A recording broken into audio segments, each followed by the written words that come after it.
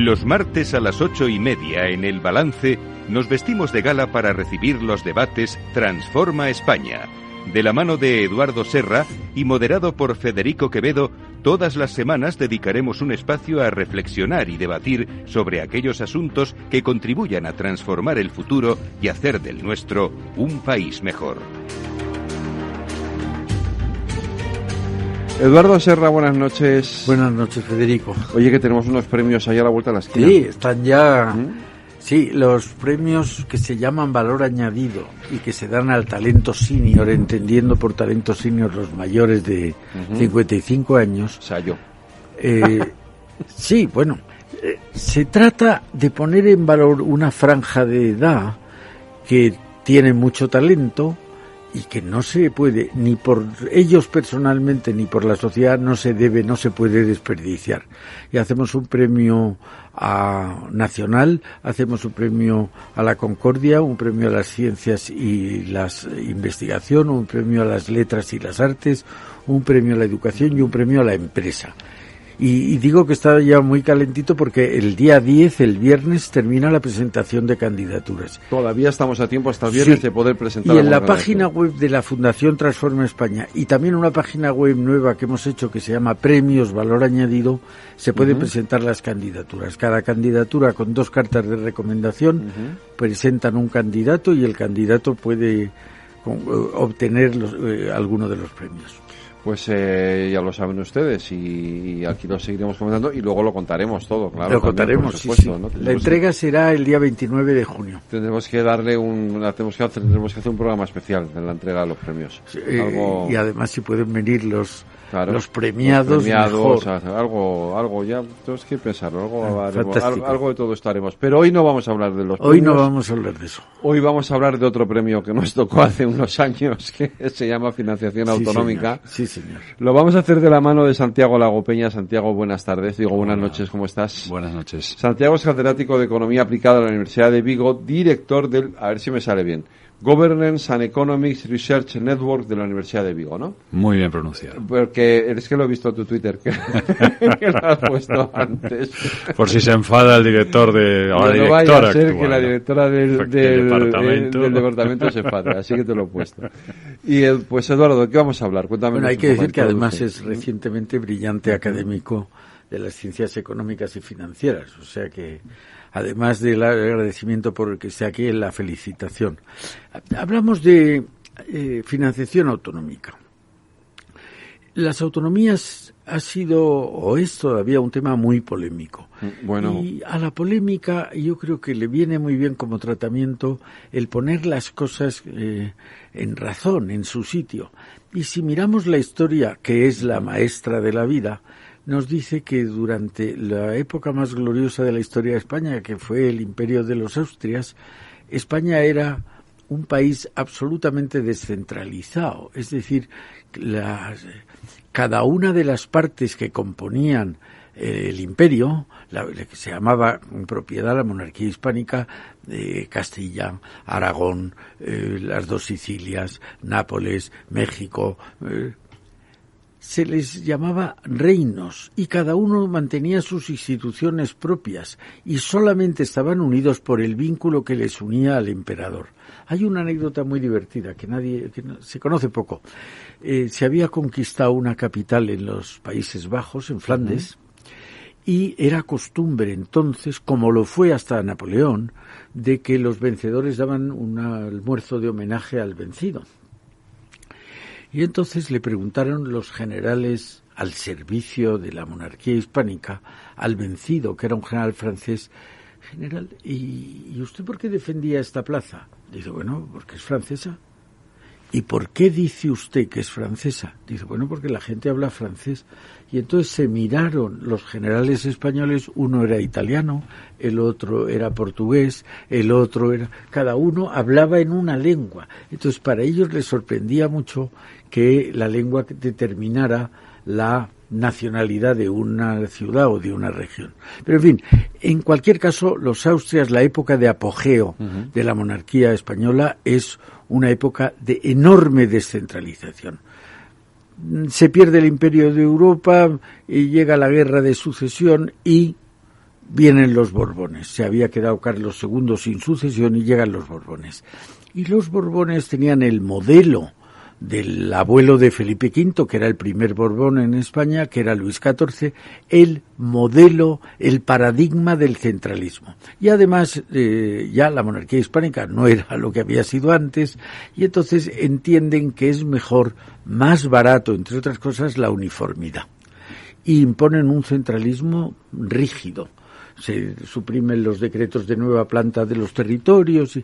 Entonces, seguimos con ese centralismo, a veces se exacerbó, desde luego con la dictadura de Franco se exacerba el centralismo, y llega la Constitución del 78. Y la Constitución del 78 pretende ser, yo creo que por primera y única vez, la Constitución de todos. No es una Constitución conservadora, ni moderada, ni liberal, ni revolucionaria, es de todos.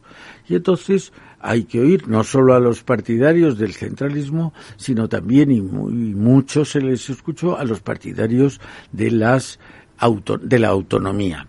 Y se crearon las autonomías. Y hubo una discusión enorme que interesa en esta conversación ponerla de relieve, que era, se dijo, café para todos, para todas las comunidades autónomas el mismo trato, o la tabla de quesos, que cada uno podría elegir qué tipo de autonomía quería. Al final, primero en Andalucía y luego ya en general todas, nadie se conformaba con ser menos que ningún otro. Claro.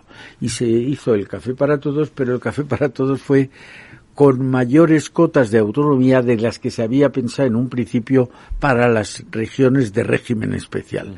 En Italia, que la Constitución era relativamente moderna, después de la Segunda Guerra, habían decidido tener 3 regiones de estatuto especial: Sicilia, Friuli, Venecia, Julia y Trentino, Alto Adige, y aquí se pensó en hacer Cataluña, País Vasco, quizá Navarra, Galicia, pero al final, como digo, se eligió café para todos. Entonces, ha seguido la carga polémica, pero yo creo que tienen ventajas e inconvenientes, y quizá nadie mejor que Santiago, que ha estudiado la financiación autonómica, para que nos diga cuál ve él que son las principales ventajas y los principales inconvenientes, si los tiene, la financiación autonómica. Yo termino diciendo, a mi modo de ver, la autonomía administrativa, el que esté la administración más cerca del administrado, no puede tener más que beneficios. La autonomía política es más discutible.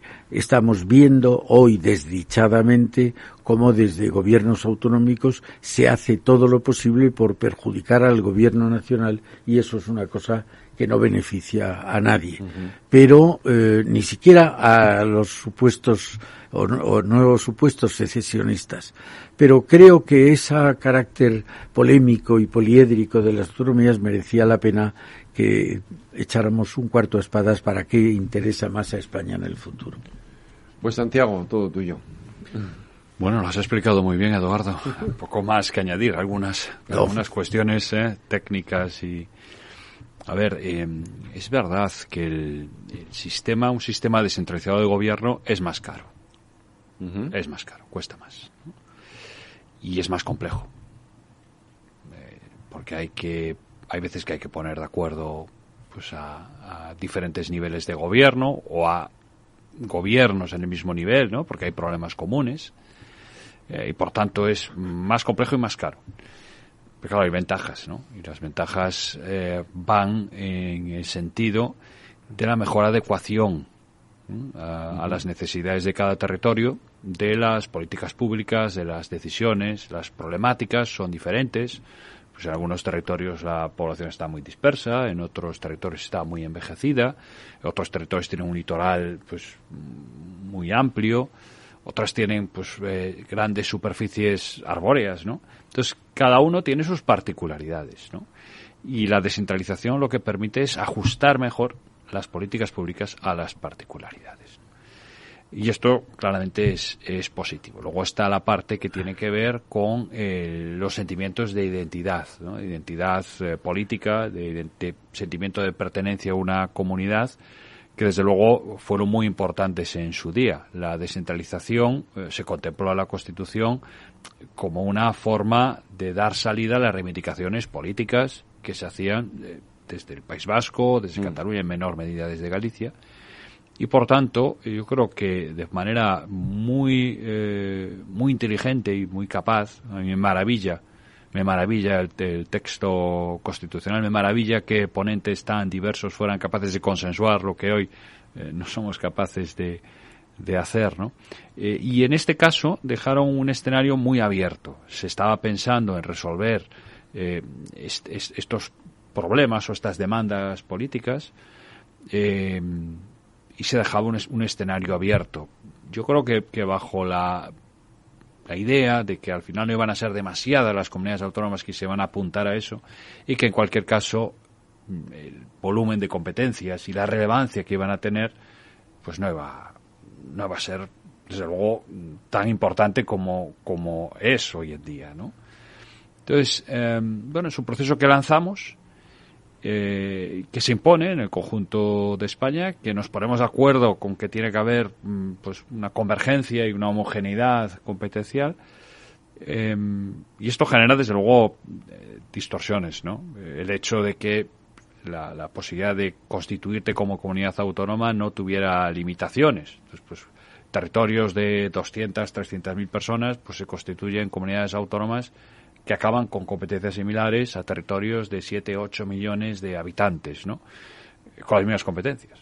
Y esto, pues obviamente acaba generando alguna disfuncionalidad, porque competencias que se pueden desarrollar bien para un tamaño de 2, 3, 5 millones de habitantes, para un tamaño de 200, 300.000, pues hay más dudas, ¿no? Hablamos de un sistema sanitario avanzado, hablamos de un sistema universitario, en fin, de competencias muy importantes, ¿no? Pero la realidad es que lo hicimos, esto nos ha complicado, ¿no? Porque al final estos territorios necesitan más financiación para cubrir esos costes fijos que tienen que soportar porque son más pequeñitos, ¿no? Que tienen que repartir entre menos residentes, ¿no? Por tanto,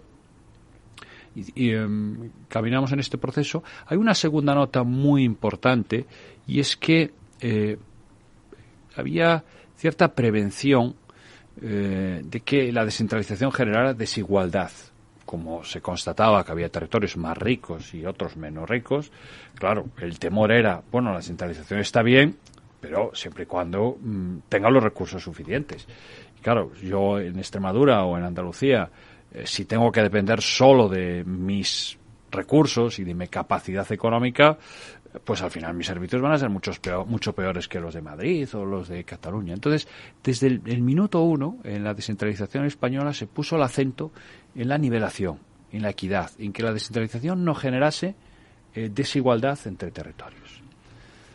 Esto en el terreno conceptual, pero con el paso de los años se pusieron en evidencia dos quiebras, ¿no? Dos rupturas de este principio. La primera, la que tiene que ver con el sistema foral, que luego podremos hablar de esto en más detalle, y la segunda, con el hecho de que, a pesar de que aparentemente trabajamos sobre fórmulas técnicas muy sofisticadas, ¿no? Esta idea de los habitantes ajustados, ¿no? El documento que presentó el Ministerio hace unos meses era una forma diferente de calcular habitantes ajustados, que en el fondo es ver cuánto cuestan los servicios en cada territorio, ¿no? En función de una serie de variables, ¿no? Pues tanto demográficas, el envejecimiento de tu población, como geográficas, la dispersión, la superficie, la insularidad, etcétera, ¿no? Entonces, aparentemente tenemos una fórmula objetiva, medible, pero en la práctica el modelo se aleja de los resultados de esta fórmula, ¿no? Y eso hace que al final haya territorios, pues como el caso de Murcia o la Comunidad Valenciana, en menor medida Andalucía, pues que acaben con una financiación por habitante muy baja, por debajo de lo que la fórmula dice que les corresponde. Y por otro lado, pues tenemos territorios como Extremadura, que tiene una financiación por habitante pues claramente por encima de lo que el sistema dice que debería de tener. Atendiendo a sus necesidades de gasto, le da más recursos, ¿no? Cataluña y Madrid estarían en el medio, muy cerquita de lo que les correspondería, Galicia también, pero hay una diversidad grande, es decir, pues entre el que está abajo y el que está arriba, pues puede estar arriba en 120% de la media, si la media es 100, en 120, y el que está abajo, pues en 94 o 95. Por tanto, hay una diferencia muy grande que esto, claro, acaba generando sentimientos de agravio comparativo, ¿no? Y de en fin, de injusticia, ¿no? Entonces tenemos esta doble injusticia, la que tiene que ver el tratamiento del sistema foral y del común, pero dentro del común unas disparidades que acaba generando también problemas, ¿no? Y que en algún momento tendremos que resolver.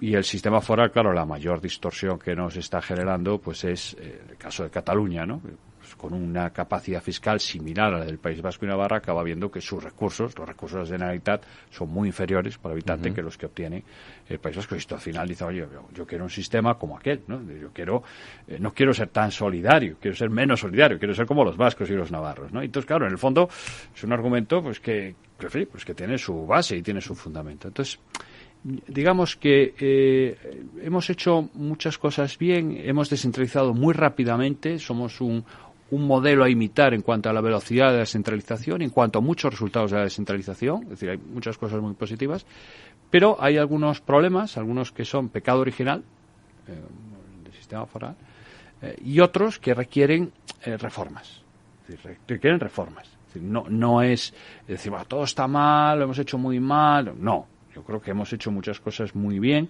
Hoy estamos más descentralizados. Por ejemplo, en el ámbito tributario hay muchas quejas, ¿no? No tenemos suficiente autonomía, etcétera. En la Unión Europea es el país más descentralizado. Está por delante de Alemania, de Austria, de Bélgica. Y por tanto, no es que todos... No. Yo creo que hemos hecho muchas cosas bien. Pero hay algunas cuestiones que tenemos que ajustar y que requieren reformas. El problema es que llevamos un montón de años preocupados por otros asuntos y sin capacidad de lograr los consensos políticos básicos para afrontar estos retos. Y el problema es que el tiempo pasa y a distintos ámbitos, lo estamos viendo en España, que a pesar de que como país lo hemos hecho muy bien y somos un caso de éxito, ¿no? La transición de la democracia y todo lo que eso trajo consigo, pero claro, si no actuamos ya y si no reformamos, pues el éxito cada vez pues va perdiendo lustre, ¿no? Y llegará un momento en que se diga, bueno, sí, empezaron muy bien, pero a partir de determinado momento pues se extraviaron, ¿no? Y a mí esto es lo que más me preocupa. Sí. Sobre todo porque eso alimenta algunos discursos, ¿no? Que no oíamos hace tiempo y que ahora, sin embargo, están más bien de moda, ¿no? El discurso de la recentralización, ¿no? Que es ese, para mí ese mayor riesgo. Yo creo que todos aquí, Eduardo, tú y yo también, somos absolutamente partidarios del modelo constitucional y del modelo de la descentralización, pero es cierto que ese riesgo existe y que todo esto genera más que haya una parte de la población que, como tú dices, se siente agraviada o siente que no está bien tratada y que por lo tanto acabe denigrando, degenerando, descontenta con ese sistema autonómico, ¿no? Sí, yo creo que lo que ha dicho Santiago hay dos cosas. Una, este es un problema muy importante. Sí. Y por ocuparnos de otros temas mucho menos importantes no nos estamos ocupando de esto. Esto es uno. Y otro es la aparente incapacidad de la clase política de llegar a acuerdos. Y que parece que va a seguir. Sí, pero eso es un problema distinto. Es decir, lo que hay es que si hay más capacidad de llegar a acuerdos, a lo mejor se podrían abordar temas como este del que hablábamos antes, de la educación o tantos otros que necesitan de un acuerdo entre las distintas fuerzas políticas. Y luego hay otro tema que ha subrayado Santiago, que es, al principio en España se subrayaba mucho la igualdad, que hubiera la igualdad de los españoles, no solo ante la ley, sino la igualdad de trato en los servicios públicos y tal. Las autonomías han traído a colación que en vez de hablarse de la igualdad de las personas, se hable de la igualdad de los territorios. Es decir, lo que ha dicho Santiago es evidente. Mire usted, hay territorios que reciben más de lo que está prescrito y otros que reciben menos.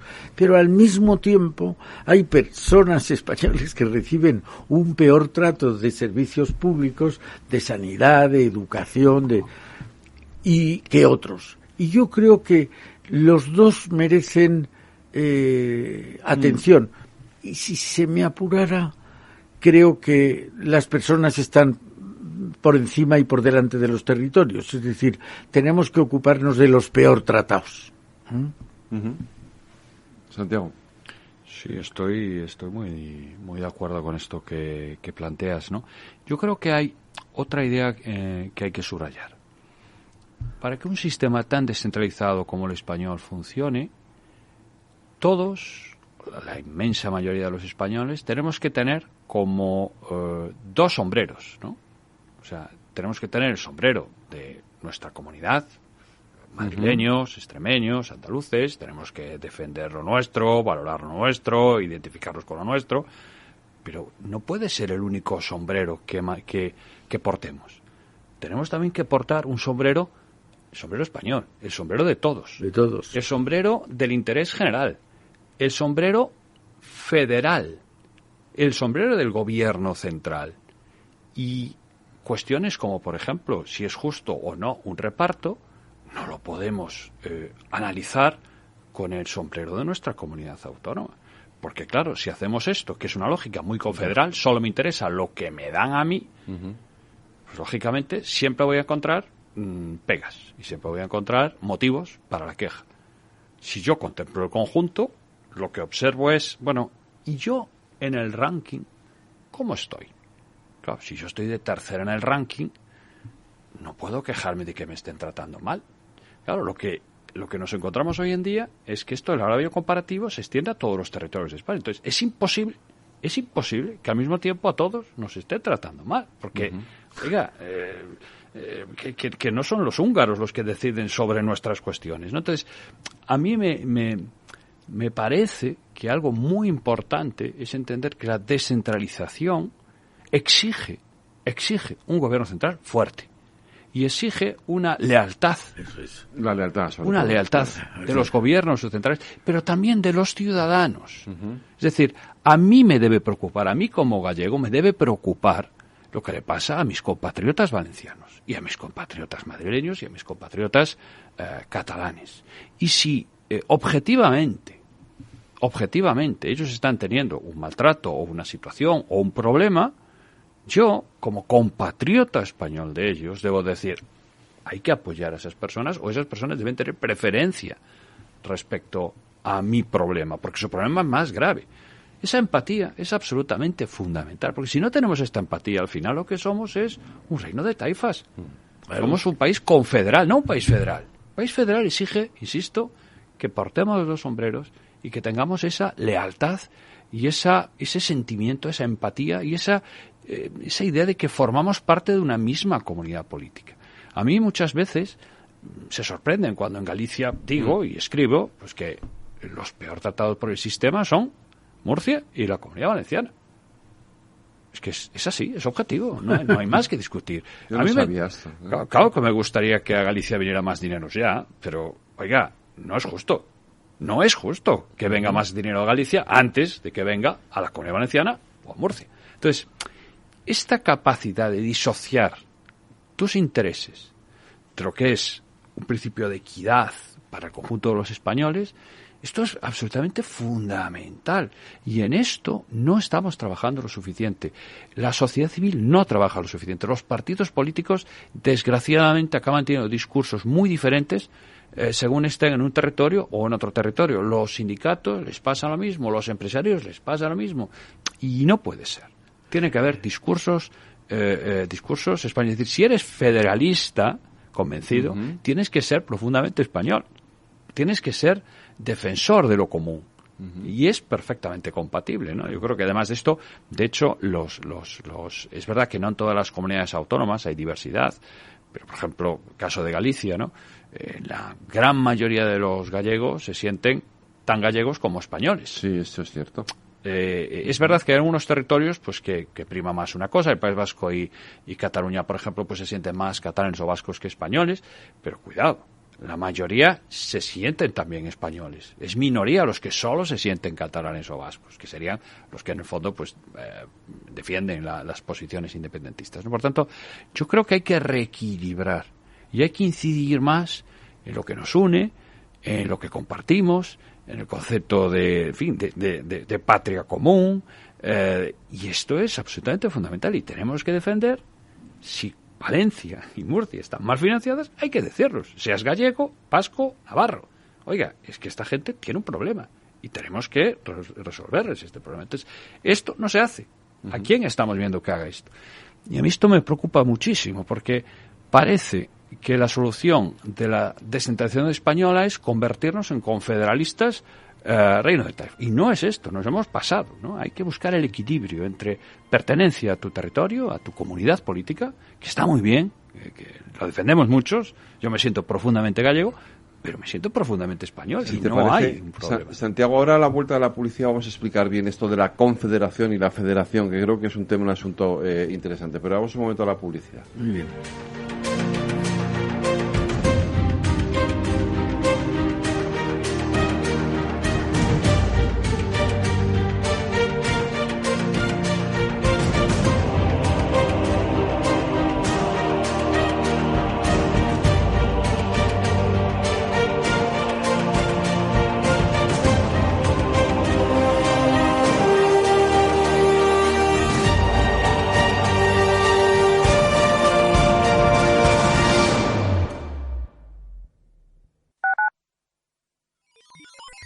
Los robots escuchamos Capital Radio. Es la radio más innovadora. Oímos a Saragot, con Luis Vicente Muñoz. Ahí le has dado. Esto es Capital Radio. Di que nos escuchas. ¿Está pensando en montar una empresa pero no se atreve a dar el paso en solitario? ¿Busca una marca conocida y consolidada que le respalde? En Franquiciados le ayudamos a elegir el negocio que más se ajuste a sus necesidades. Franquicias de éxito, innovadoras, de baja inversión. Los miércoles a las 12, en Capital Radio, tienen una cita con el único programa de radio de España especializado en la industria de la franquicia. Franquiciados, con Mabel Calatrava.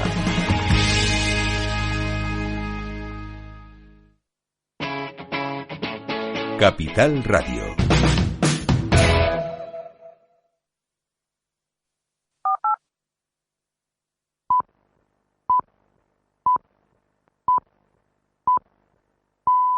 Transforma España.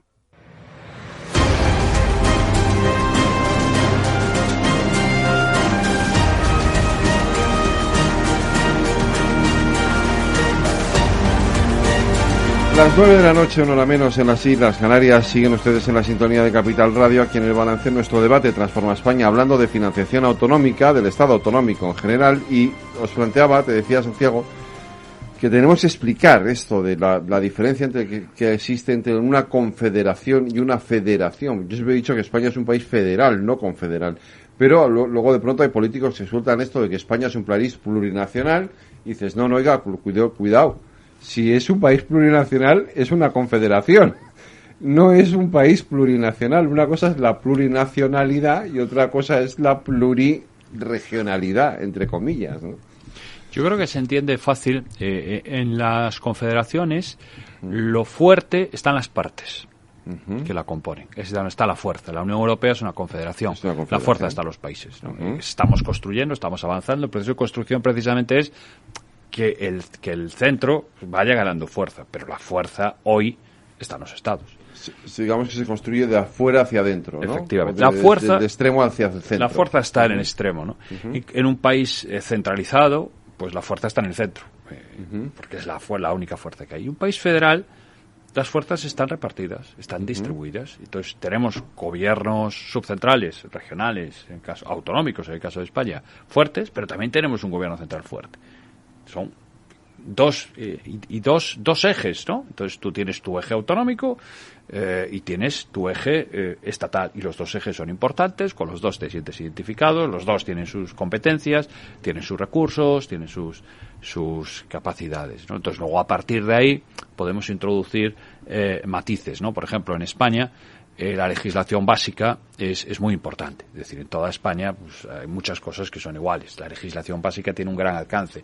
En Estados Unidos, por ejemplo, sabemos que incluso cuestiones que afectan a los derechos fundamentales, de hecho a la vida, pues son distintos, ¿no? Es decir, pues la pena de muerte existe en algunos estados, en otros no, se regula el aborto de una manera diferente. Aquí en España estas cuestiones no las tenemos. Por tanto, en España es verdad que estamos muy descentralizados con legislación básica común, la educación, la ley sanitaria, Pero, en principio, somos federales en el sentido de, o sea, que de estructura federal, jurídicamente no lo somos, pero lo que es si empiezas a analizarlo, ¿no? Y empiezas a buscar modelos de referencia, pues nosotros estaríamos entre los países con estructura federal, ¿no? Nos faltan cosas, por supuesto, pero esta es un poquito la idea. Lo que ocurre es que, insisto, se nos ha ido la mano, ¿no? Se nos ha ido la mano y las dinámicas de las comunidades autónomas parece que lo fagocitan todo. Sí. Entonces, no es posible tener un debate sobre el Estado autonómico que no sea a través de los ojos de los intereses de tu comunidad autónoma.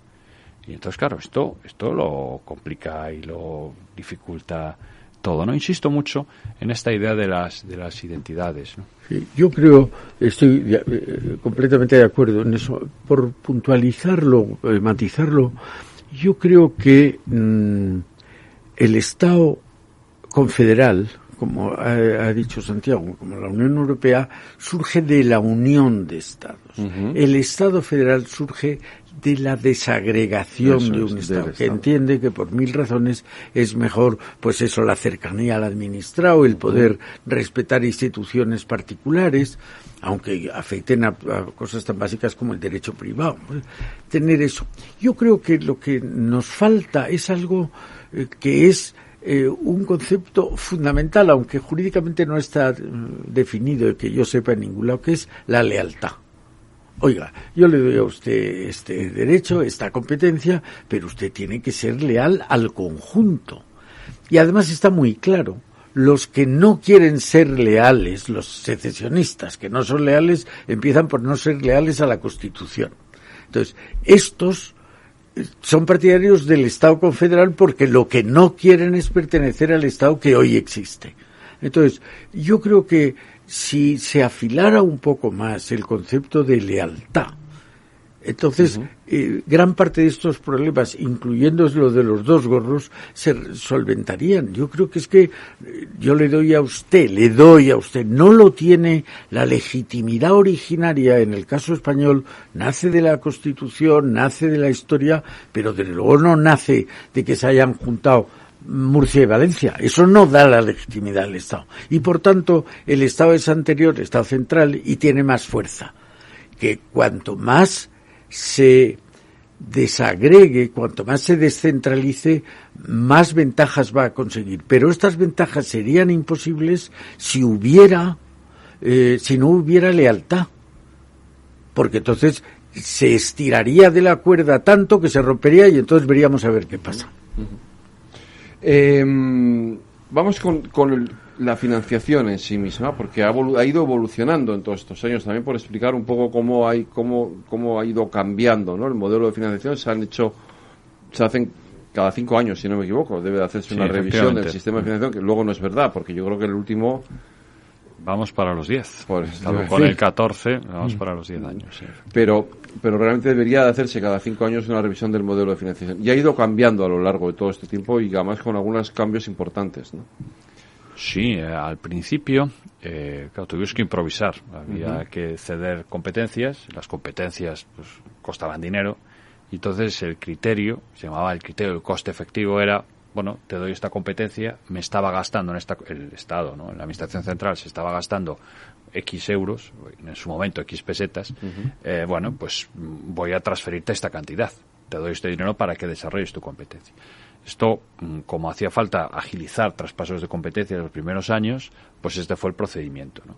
Pero a partir de determinado momento se vio que, bueno, que eso no, que hacía falta una fórmula, algo más objetivo, algo más, un sistema, ¿no? Hacía falta un sistema.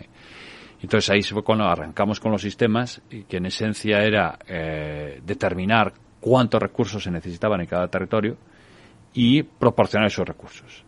Bien a través de transferencias, bien a través de impuestos que se iban cediendo a las comunidades autónomas. Esta cesión fue progresiva. El IRPF, por ejemplo, se empezó a principios de los años 90, ¿no? Aunque sin capacidad para modificar ni los tipos ni las deducciones. Claro, con el paso del tiempo pues se fue dando más competencias, más posibilidades, y hoy sabemos, por ejemplo, que en el IRPF realmente la libertad que tiene una comunidad autónoma pues es muy amplia, ¿no? Pues para modificar los tipos, los escalones, meter deducciones. Hay cosas que no puede tocar, ¿no? Porque si no sería un caos, ¿no? La gestión del impuesto, pero puede hacer muchas cosas. Entonces, esta ha sido la lógica, ¿no? Ir descentralizando, que cada vez las transferencias pesaran menos y los impuestos pesaran más, porque como bien nos recordaba Eduardo no hace mucho, claro, la hacienda pública son dos partes, es lo que gastas y es lo que ingresas, y tiene que haber una relación entre las dos cosas, porque si a la gente le da servicios y no le cobras por ellos, pues la demanda es infinita, claro, la gente tiene que ver que los servicios hay que pagarlos. Entonces, cuando los dos lados están en las manos de los gobiernos, pues la gente equilibra mejor y su demanda se controla de alguna manera. Por tanto, sabemos que es muy, muy importante descentralizar. Al mismo tiempo, en España hay restricciones a la descentralización, como las hay en todos los países de la Unión Europea. No es posible que haya IVAs distintos en las distintas comunidades autónomas, tampoco los impuestos especiales. Por tanto, el impuesto de sociedades es muy mal candidato a ser descentralizado. Por tanto, al final pues tenemos el IRPF, ¿no? Que es el gran tributo, y luego otra serie de figuras, pues el impuesto de patrimonio, sucesiones, transmisiones patrimoniales, que poco a poco se han ido poniendo encima de la mesa. Entonces, ¿qué tenemos en estos momentos? Pues en estos momentos el sistema necesita varias correcciones urgentes. Una, lo que antes comentaba, de que tiene que ser más justo. No puede ser que el sistema diga que te tiene que dar tanto y luego pues te dé más o te dé menos. Eso hay que corregirlo, eso hay que revisarlo, ¿no? En segundo lugar, en esta descentralización tributaria que hemos avanzado mucho. Somos el país de la Unión Europea con un sistema tributario más descentralizado. Pero hay cosas que hay que mejorar. Por ejemplo, ahora la presidenta Ayuso hoy políticamente decide rebajar el IRPF, lo tiene que incorporar en los presupuestos del año 2023, pero las retenciones no se cambian. No hay posibilidad de que las decisiones autonómicas sobre tipos se trasladen a las retenciones, cosa que si hiciera la ministra Montero sí ocurriría. Incluso lo pueden hacer dentro del propio año, como hizo el ministro Montoro en su día, que modificó las retenciones de IRPF a mitad del año pues para obtener más recursos, etc. Sí. Entonces, por ejemplo, este tipo de cosas hace falta ajustarlas, ¿no? Es decir, el sistema tiene que funcionar mejor. Entonces, yo diría que tenemos el problema de la equidad. Tenemos la necesidad de medir un poquito mejor cuánto cuestan los servicios en cada territorio. Aquí tenemos que avanzar. Es lo que quiso hacer el Ministerio con ese documento que lanzó. Tenemos que mejorar la descentralización tributaria. Y luego hay una serie de problemas que están alrededor y que son serios, ¿no? Por ejemplo, todo lo que tiene que ver con ese endeudamiento, el Fondo de Liquidez Autonómica, que está en manos del Tesoro. Son las comunidades autónomas las que le deben el dinero al Tesoro. Hay mucha diversidad. Cataluña y la Comunidad Valenciana acumulan pues, la mayor parte de esas deudas, ¿no? Y claro, es un volumen muy importante que les estamos financiando. El Tesoro, junto a los españoles, está financiando esas comunidades autónomas y tenemos que ver cómo eso podemos metabolizarlo, porque si ahora mismo estas comunidades autónomas tuvieran que ir al mercado a financiar su déficit y refinanciar su deuda, tendrían un problema, afrontarían unas primas de riesgo, pues como sabemos algo en España de las primas de riesgo, bueno, pues estas comunidades autónomas afrontarían también primas de riesgo, ¿no? Y luego pues tenemos algunos otros asuntos ya de menor escala. ¿Y dónde está la gran dificultad? La gran dificultad de verdad está en el reparto. Es decir, todo el mundo exige que más recursos, mirando solo lo suyo, ¿no? Ya. Y entonces, claro, esto pues tiene difícil solución, porque si no somos capaces de ponernos de acuerdo en que tenemos que ver desde arriba, tenemos que ver los problemas como españoles y discutir sobre criterios de justicia como españoles, que si el único criterio es, oiga, yo quiero más, bueno, pues todos queremos más, pero oiga, esto... No hay para todos. No hay para todos, ¿no? Es imposible que todos mejoremos al mismo tiempo en términos relativos, es decir, es imposible, ¿no? Técnicamente. Entonces, este es el gran problema que tenemos, es el gran problema que tenemos. Y luego, por supuesto, a esto se le añade la complicación de Cataluña, ¿no? Y es que Cataluña siente que no quiere sentarse con los demás, que no es una más, y que lo que ellos querrían es algo más parecido a lo que hay en el sistema foral. Pero no lo quisieron en su momento. No lo quisieron en su momento, porque yo creo que poca gente se podía imaginar que las comunidades autónomas, que todo esto iba a ser tan importante, ¿no? Entonces dijeron, bueno, pues no, eso es Pero estos son las complicaciones fundamentales. Pero para mí el problema de verdad está en que no observamos el sistema como españoles. Solo lo observamos y lo analizamos como madrileños, catalanes, gallegos, y así es muy difícil hablar de corregir inequidades, corregir... para mí este es el gran problema. Nos falta un enfoque de Estado, un enfoque global, altura de miras. Eso significa que falla eso que se supone que incluye la Constitución, que son los mecanismos de solidaridad interterritorial. Efectivamente, en la práctica los resultados no funcionan. Luego, si metemos en la discusión pues lo del sistema foral, la cosa aún se complica más, ¿no? Uh-huh. Y hay un problema, es que Cataluña, cuando el año 12, uh-huh, en la persona de Artur Mas vino a la Moncloa a hablar con Rajoy, a pedirle él decía no quiero llamarle el pacto porque había el cupo, y él decía cupo, yo no quiero llamarle el cupo, cupo, para que no piensen que... Pero hay un problema que no tiene solución. Los vascos son 2 millones y algo, y puede haber dinero o para darles o para no exigirles lo que exigimos a los demás, pero con Cataluña, que son 7 millones y pico, no había esa capacidad.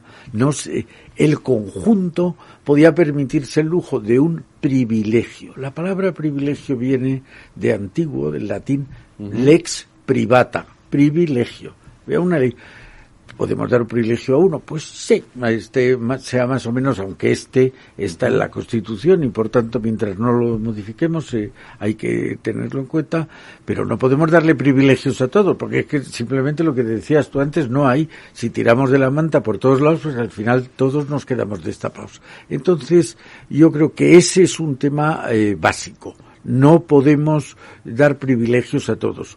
¿Y qué hacemos? ¿Lo tienen los vascos y los navarros? Vale, ¿se lo damos a los catalanes? Pues mire usted, habrá que pensar en otra solución, porque esa no cabe, porque no hay recursos suficientes, ¿no? Yo creo que eso es... Pero vamos, me parece que lo principio otra vez de vuelta es, tenemos que ponernos el gorro español, tenemos que tener en cuenta que la suma vale más que las partes, la suma de las partes vale más, y tener esa consideración de en todos tener un ojo conjunto, y el otro si queremos individual, pero uno conjunto que nos permita llegar a pactos. Porque esto se puede corregir con un modelo de corresponsabilidad fiscal distinto, o sea, una extensión del cupo o del sistema de recaudación autonómico, alguna fórmula parecida a la del País Vasco, pero para todas las comunidades autónomas. Pues ¿Eso se ha planteado en alguna ocasión? Sí, se ha planteado y es una posibilidad. Pues es que vaciaríamos de capacidad financiera a la Administración Central, ¿no? Claro. Entonces, bueno, pues claro, cada uno iría tendría sus recursos para las competencias, pero luego las competencias comunes, ¿quién nos las pagaría, no? ¿Quién nos pagaría? Seríamos un Estado confederal. Claro. Y entonces este es el problema, buscar los equilibrios. De todas maneras, en el sistema foral es muy importante entender que una cosa es el sistema foral y otra la aplicación práctica, quiere decir el importe del cupo vasco y la aportación navarra. Me explico. El sistema foral es una anomalía. No existe en los países federales. Es decir, porque el sistema foral significa que el Estado, la Administración Central, renuncia a su poder tributario en una parte del territorio. Claro. Esto no se hace en Estados Unidos, no se hace en Canadá, en los países federales no se hace, no se renuncia a eso. Aquí, bueno, pues es una cosa que viene del pasado, de otro momento, de otra configuración de los estados. Bien, vale. Y para cambiar eso tendríamos que cambiar la Constitución, Esto nos genera algunos problemas, pues lo sabemos, las vacaciones fiscales vascas, ¿no?, que llegaron hasta los tribunales europeos. Pero con esto podemos vivir. Sí, a la hora de calcular cupo y aportación, que no están definidos en la Constitución, la fórmula de cálculo, por tanto no hace falta cambiar la Constitución para calcularlo mejor, se calcula como es debido. Y el hecho de tener un sistema foral o común no debería darte sistemáticamente muchísimos más recursos, pero muchísimos más recursos que el foral, que el común, ¿no? Y esto es algo que deberíamos corregir. Es muy difícil, ¿eh? Es muy difícil porque siempre que se negocia estas cuestiones, la fórmula de cupo y por tanto al final los importes que se van a pagar, bueno, pues las fuerzas políticas vascas aprovechan la coyuntura. Y si mis 5 diputados en el Congreso pues son importantes pues yo al final pacto, ¿no? Y esto lo han hecho muy bien, ¿no? Lo han hecho muy bien, con mucho menos ruido que los catalanes, pero al final han ido pactando, ¿no? Y claro, romper con esto es una dinámica de décadas, ¿no? Y romper con esto es complicado. En el libro blanco que hicimos hace unos años, participé en él, el libro sobre la reforma de la financiación autonómica, insistíamos en esto, que era muy importante, que la única solución era hacerlo de forma escalonada en el tiempo. Es decir, bueno, poco a poco voy corrigiendo y voy integrando esto, ¿no? Pero es difícil, yo sé que políticamente esto es muy difícil. Ahora, si hay que sintetizar el problema de verdad, está en que no somos capaces de contemplar el sistema como españoles. Y esto nos complica enormemente la búsqueda de soluciones, porque obviamente todo lo que le des a las comunidades autónomas se lo estás quitando a la administración central. Quizás, Santiago, porque hemos transferido demasiadas competencias, más de las que se deberían de haber transferido. Esta es una buena pregunta. Lo que nos dicen los datos es que hay partes de España en los que la descentralización supera lo que la gente desea y otras en los que nos hemos quedado cortos. Por ejemplo, en Cataluña querrían más, pero en las dos Castillas pues querrían menos, ¿no?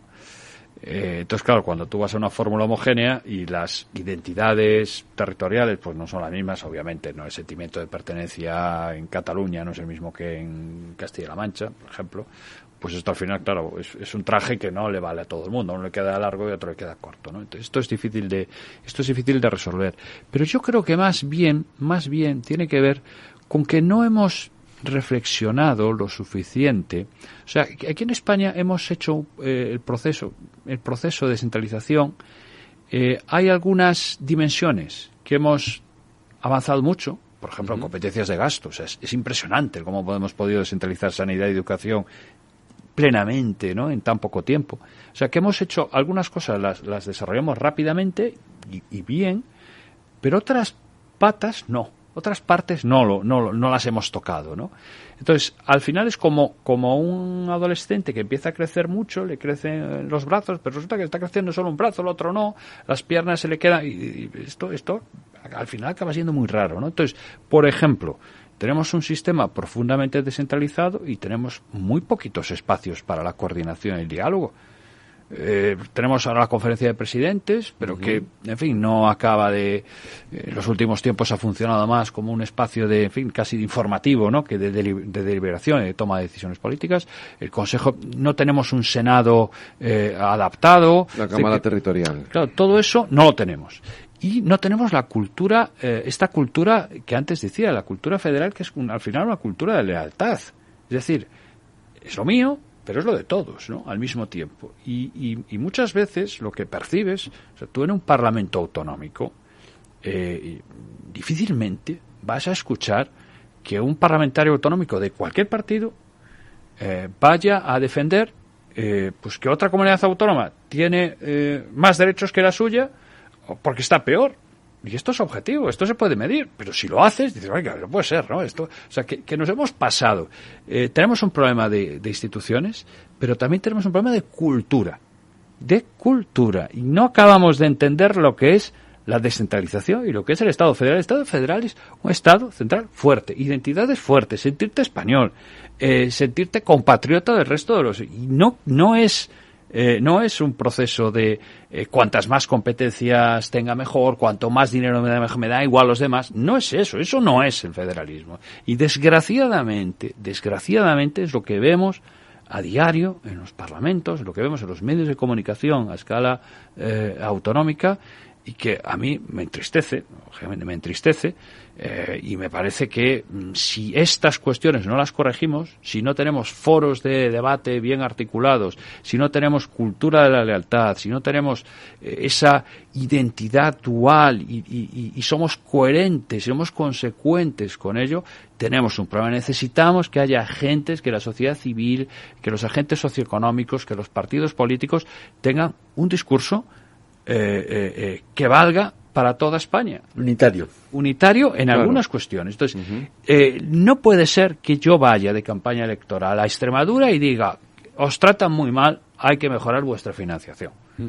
Porque no es verdad. Es que no es verdad. Por supuesto, todas las comunidades autónomas podrían recibir más, pero si ponemos en un listado las que están peor y las que están mejor en términos comparados, Extremadura está entre las que están mejor. Entonces no puede ser que yo adapte mi discurso porque estoy de campaña, voy a Extremadura y les diga eso a ellos. Y luego ellos digan, no, es que hablo de Extremadura con todo el cariño a los extremeños, igual que hablo pues de murcianos o de valencianos, ¿no? Es decir, que es objetivo. Y esto, desgraciadamente, pues esto no lo escuchamos. Sí, ¿no? Yo creo que tienes mucha razón en que hay que darle más voz a la sociedad civil, porque los políticos tienen que ganar las elecciones la tienen que ganar dando, diciendo las palabras que piensan que les gusta a los que les escuchan. Y los que escuchan de Murcia no son los mismos que escuchan en San Sebastián.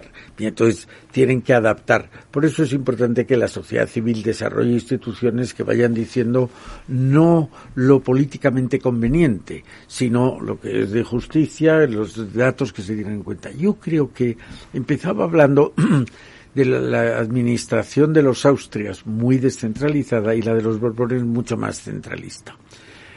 Yo creo que la manera madura de ver este problema importantísimo es adoptarlo, como está diciendo Santiago, con un criterio gradualista. Nosotros éramos con Franco un país extraordinariamente centralizado. Llega la Constitución y descentraliza. Y el desarrollo de la descentralización es mucho mayor de lo que se pensaba al descentralizar la Constitución. Y entonces ahora nos surge alguien, que lo habéis dicho, que dice hay que suprimir las comunidades, y nos surge alguien que dicen hay que son naciones diferentes y por tanto no ir a un esquema federal sino confederal. ¿Qué es lo que tenemos que hacer? Si ahora hemos estado durante 40 años poniendo el acento sobre todo en la descentralización, tendremos, sin perder de vista la descentralización, que dar más pábulo a las coordinaciones, al Senado como Cámara Territorial, a la cultura de los dos gorros. Eso es lo que tenemos que, eso es la manera en que un adulto adopta los problemas. Los adolescentes saldrían a la calle a gritar independiente, Cartagena independiente, como el cantón del siglo XIX. Pero mire usted, la manera madura, adulta de tratar ese problema, yo creo que es con un espíritu gradualista. Lo que pasa es que yo no veo fácil en estos momentos provocar, ¿no?, un debate político con esa mentalidad, ¿no?, de intentar llegar a resolver un acuerdo para resolver el problema, ¿no? Santiago ha dicho la sociedad civil. Hace muchos años, sí, se hizo el Pacto de Toledo para las pensiones. Sí.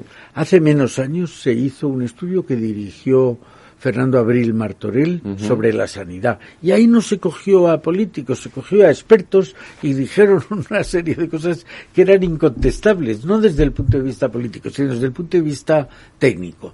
Bueno, pues aquí, que no es el momento más oportuno ni el más sencillo y tal, probablemente hay que empezar por eso de decir, vamos a coger a los que más saben de esto y además con un origen diverso, y vamos a ver cuáles son las conclusiones que sacan. Y esto que se ponga a debate a la sociedad española, que ya tiene madurez suficiente para abocar este problema desde un punto de vista gradual. Sí, porque los primeros se tienen que también aclararse sobre qué modelo autonómico quieren son ellos mismos, ¿no? Que no luego no todos los partidos tienen una unidad de la interpretación de lo que debe ser el modelo autonómico, ¿no? Es verdad, y los agentes sociales en general también, ¿no?, que son muy importantes. Yo creo que esto es clave y por eso no tenemos una reforma aplazada desde el 14, cuando en el 17 nos convocaron. Estaba Soraya Sáez de Santamaría, estaba Cristóbal Montoro. Yo fui escogido por el Parlamento de Galicia con el apoyo del Partido Socialista y del Partido Popular. Y bueno, fuimos allí, hablamos, discutimos, tal. Identificamos una serie de elementos, objetivamos, ¿no?, todas estas cuestiones, pusimos los rankings, dijimos muchas cosas. Yo creo que, sabiendo que hay algunas cuestiones, cuidado, que son cuestiones políticas difíciles, ¿no?, que esto también tenemos que decidir, porque es cierto que hay países federales en los que no se nivela tanto como en España, no se iguala tanto. En Estados Unidos no se iguala nada, cada palo aguanta su vela, ¿no? En Canadá o en Suiza se nivela, pero una parte, los territorios más desarrollados tienen más dinero que los menos desarrollados. En España, pues vuelvo a Extremadura, ¿no? Extremadura, que es la comunidad autónoma con menor PIB per cápita, es decir, de menor capacidad potencial económico de España, tiene más financiación por habitante que la Comunidad de Madrid o que Cataluña. Esta es la realidad. Por tanto, en España se nivela mucho. Esto es una discusión que, por supuesto, podemos tener, ¿no? Pero yo creo que o creamos los espacios y sobre todo empezamos a trabajar en lo que supone gobernar un país descentralizado, y descentralizado no confederal, quiere decir un país en el que hay dos niveles de gobierno, en el que tiene que haber lealtad, en el que tiene que haber una convivencia, en el que tiene que haber una coordinación. Es decir, si maduramos en nuestra comprensión de lo que supone lo que hemos creado, o lo vamos a tener muy difícil en el futuro en cualquier coyuntura, ¿no? Es decir, por ejemplo, la coyuntura de la pandemia reflejó estas carencias para la toma de decisiones conjuntas, reflejó problemas de coordinación, no de incapacidad de los gobiernos autonómicos. Cuidado, por ejemplo, las campañas de vacunación pues fueron un éxito en todas partes. Es decir, no tenemos un problema tanto de calidad de los servicios como de esos otros elementos que hacen que el sistema no funcione bien. Entonces yo creo que estos intangibles, ¿no?, si no los arreglamos, cuando tengamos que abordar lo tangible, el dinero, no va a haber solución. Pues interesantísimo y apasionante el debate sobre este asunto. Santiago, muchísimas gracias por habernos acompañado aquí en el balance, en los debates Transforma España este ratito. Ha sido un verdadero placer. El placer ha sido mío. Y Eduardo, te espero la semana que viene. La semana que viene ya hablaremos de los premios. Eso es. Un abrazo. Gracias.